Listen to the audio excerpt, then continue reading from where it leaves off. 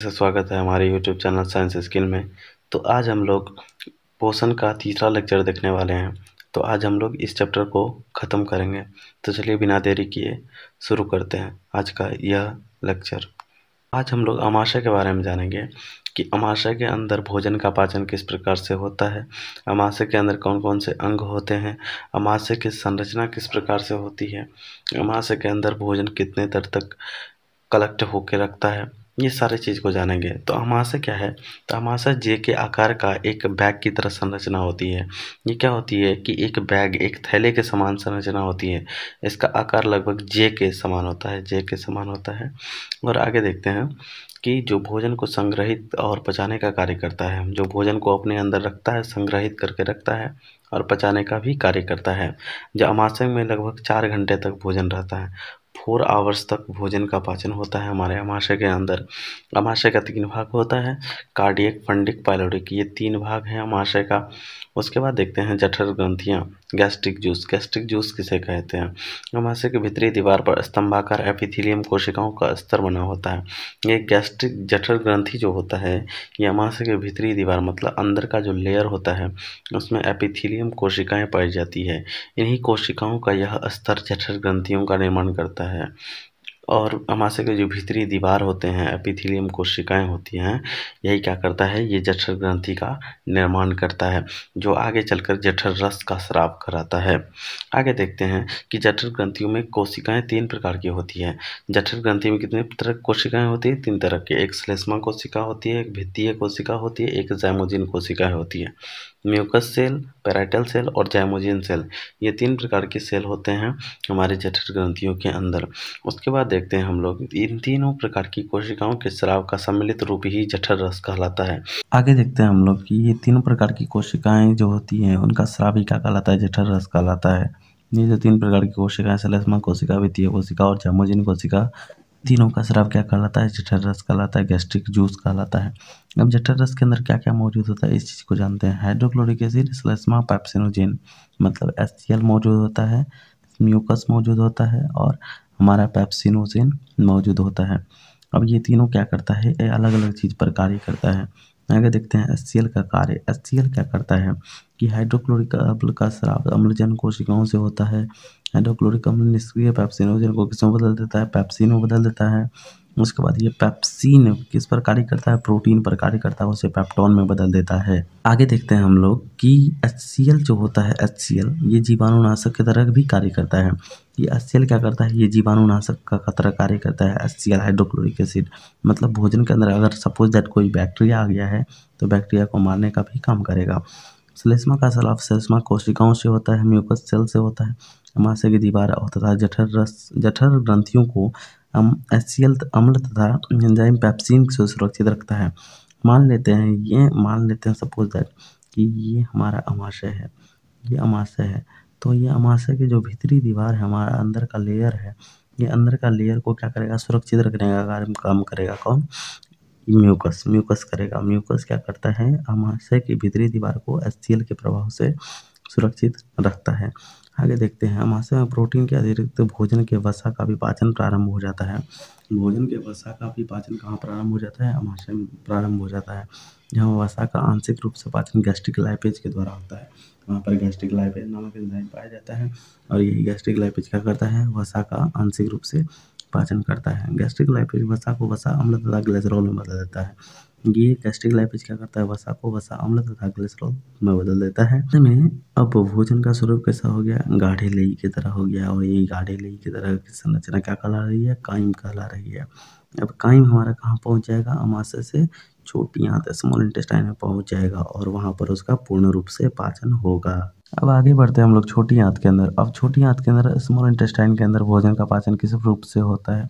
किस रूप से होता है, कैसे होता है, इस चीज़ को जानते हैं। स्मॉल इंटेस्टाइन के अंदर छोटी आंत आहार नाल का सबसे लंबा भाग है। ऑब्जेक्टिव में आता है कि आहार नाल का सबसे लंबा भाग कौन सा है?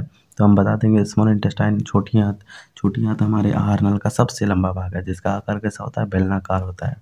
बेलनाकार टाइप का आकार होता है इसका, स्मॉल इंटेस्टाइन का। अब देखते हैं मनुष्य में इसकी लंबाई कितनी होती है? 6 मीटर तथा चौड़ाई कितनी होती है? 2.5 सेंटीमीटर होती है, 2.5 सेंटीमीटर होती है। भिन्न भिन्न जंतुओं में इसकी लंबाई अलग अलग होती है। किसकी लंबाई? छोटी आंत की लंबाई अलग अलग होती है कि हर एक के अंदर इसकी लंबाई सेम टू सेम नहीं होती है, कि हर एक जीव के अंदर क्या होती है कि इसकी लंबाई अलग अलग होती है। उसके बाद छोटी आंत का कितना भाग है? 3 भाग है, ग्रहणी, जजुनम, इलियम, मतलब डेडोनम, जजुनम, इलियम। इसको एक फार्मूला से याद कर सकते हैं, DJI। DJI एक फार्मूला है, डेडोनम, जजुनम और इलियम। ये तीन भाग होते हैं किसके? छोटी आंत के। उसके बाद देखते हैं कि ग्रहणी छोटी आंत का सबसे पहला भाग है। ग्रहणी क्या है? ग्रहणी छोटी आंत का सबसे पहला भाग है डेडोनम। डेडोनम क्या है? छोटी आंत का सबसे पहला भाग है। ग्रहणी में लगभग बीचों बीच एक छिद्र होता है जिस नलिका खुलती है, एक नलिका खुलती है। यह नलिका दो भिन्न भिन्न नलिकाओं को आपस में जोड़ने का काम करती है। देखिए, ये एक नलिका अग्नाशयी वाहिनी की होती है और एक मूल पित्त वाहिनी की होती है। एक तो क्या करेगा कि लीवर जो हमारा यकृत है उससे बाइल जूस लाने का काम करेगा, मूल पित्त वाहिनी। उसके बाद अग्नाशय से क्या करेगा? अग्नाशयी वाहिनी से क्या होगा कि अग्नाशयी रस मतलब पैनक्रियाटिक जूस जो है वो अग्नाशयी वाहिनी के द्वारा हमारे छोटी आंत की ग्रहणी का वाला भाग तक आने का काम करेगा और वहां पर उसका पाचन होगा। क्या है? छोटी आंत का सबसे मध्य वाला बीच वाला भाग है। छोटी आंत का आंशिक भाग इलियम कहलाता है। छोटी आंत का आंशिक भाग क्या कहलाता है? इलियम कहलाता है। इस भाग में भोजन का अंतिम रूप से पाचन समाप्त होता है और बचे हुए भोजन का अवशोषण भी इसी छोटी आंत के इसी भाग में होता है। कौन से भाग में? इलियम वाले भाग में होता है। किसका? पूर्ण रूप से पाचन होता है छोटी आंत के अंदर हमारे भोजन का। छोटी आंत में भोजन का पाचन बाइल मतलब बाइल जूस, पित्त रस जिसको बोले, अग्नाशयी रस, पैनक्रियाटिक जूस, आंत रस, सकस, इंटेरिकस, जो क्रमशः यकृत, अग्नाशय तथा आंत ग्रंथियों के स्राव की क्रिया से होती है।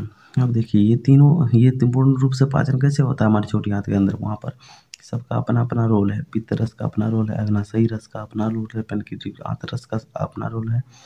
तो जो कहाँ से सेक्रेट होता है? यकृत, अग्नाशय और आंत ग्रंथियों से सेक्रेट होता है।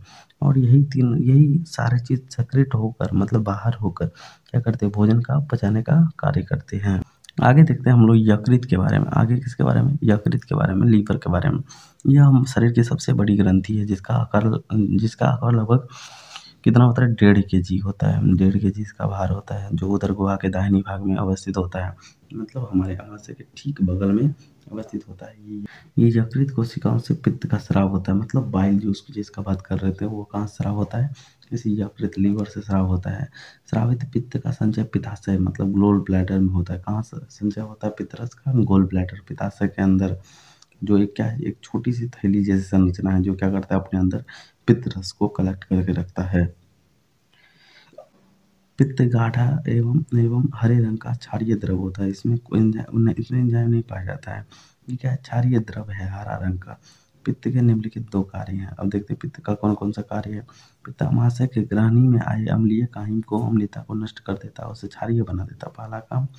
हम पित्त के लवणों की सहायता से भोजन के वसा का विखंडन एवं पायसीकरण मतलब विखंडन, तोड़ने का और पायसीकरण, छोटा छोटा टुकड़ा में पीसने का भी काम करने का काम करता है। अग्नाशय के बारे में जानते हैं, पैनक्रियाज के बारे में। पैनक्रियाज क्या है हमारा? पैनक्रियाज अग्नाशय के पैनक्रियाज क्या है हमारा? ये चीज को जानते हैं। अमाशय के ठीक नीचे तथा ग्रहणी को घेरे पीले रंग की एक ग्रंथि होती है जिसको अग्नाशय मतलब पैनक्रियाज कहलाती है। अग्नाशय में एक पतली पतली नलिकाएं होती है जो आपस में जुड़कर एक बड़ी अग्नाशयी वाहिनी बनाती है। अग्नाशयी रस ट्रिप्सिन। अग्नाशयी रस में क्या क्या होता है देख लेते हैं। ट्रिप्सिन होता है, एमाइलेज होता है, लाइपेज होता है और न्यूक्लियेज होता है नामक एंजाइम पाए जाते हैं ये अग्नाशयी रस के अंदर। अब देखते हैं आगे हम कि अग्नाशय रस के एंजाइम भोजन के अवयव को इस प्रकार से क्रिया करती है। ये क्या करता है? एमाइलेज को स्टार्च एवं ग्लाइकोजेन किसमें बदल देता है? माल्टोज में बदल देता है। लाइपेज को किसमें बदल देता है? वसा अम्ल तथा ग्लिसरॉल में बदल देता है। न्यूक्लियस और न्यूक्लिक एसिड को न्यूक्लियाइड्स में बदल देता है। आंत ग्रंथियां, इंटेस्टाइनल ग्लैंड क्या होता है ये इसको देखते हैं। छोटी आंत की दीवार में कई ग्रंथियां मौजूद होती है जो आंत रस का स्राव कराती है। ये छोटी आंत के अंदर मौजूद होता है बहुत सारा ग्रंथि और वही क्या करता है? आगे चलकर आंत रस मतलब इंटेस्टाइनल जूस का स्राव कराता है। आंत रस के एंजाइम तथा भोजन के विभिन्न अवयवों पर इन प्रकार की क्रिया होती है। ये पेप्टाइडेज कहाँ किसमें? पेप्टाइडेज और पेप्टोन मिलकर क्या बनाता है? अमीनो अम्ल। लाइपेज और बची हुई जो एमल्सीकृत वसा होती है वो एमल्सीकृत वसा अम्ल और ग्लिसरॉल में बदल जाता है। इन्वर्टेज प्लस सुक्रोज किसमें? ग्लूकोज और लैक्टोज में बदल जाता है, माल्टेज और माल्टोज ग्लूकोज और ग्लूकोज में बदल जाता है, लैक्टेज और लैक्टोज ग्लूकोज और गैलेक्टोज में बदल जाता है, न्यूक्लियस और न्यूक्लिक एसिड ये न्यूक्लियाइड्स में बदल जाता है। तो इस प्रकार हमारे छोटी आंत के अंदर आंतरस का स्राव होता है और वो विभिन्न भिन्न प्रकार की जितनी भी अवयव होते हैं हमारे भोजन के अंदर वो सारे चीज को तोड़ने का काम करता है। इस प्रकार छोटी आंत में भोजन के पाचन की क्रिया पूर्ण होती है, जिससे भोजन के जटिल अघुलनशील अणु सरल घुलनशील अणुओं में बदल जाता है और इसी अवस्था को हम काइम और भी तरल हो जाता है। जिस प्रकार इसी अवस्था में क्या हो जाता है, काइम और भी तरल हो जाता है और इसे हम क्या कहते हैं, चाइल्ड कहते हैं। और पचे हुए भोजन का अवशोषण इलियम के विलाई के द्वारा होता है। मतलब छोटी आंत के अंदर एक फिंगर लाइक प्रोजेक्शन पाया जाता है, इसी को विलाई कहते हैं और यही विलाई क्या करता है, हमारे छोटी आंत के अंदर अवशोषण का भी काम करता है। अब देखते हैं बड़ी आंत, लार्ज इंटेस्टाइन। लार्ज इंटेस्टाइन के अंदर भोजन का पाचन होता है या नहीं होता है?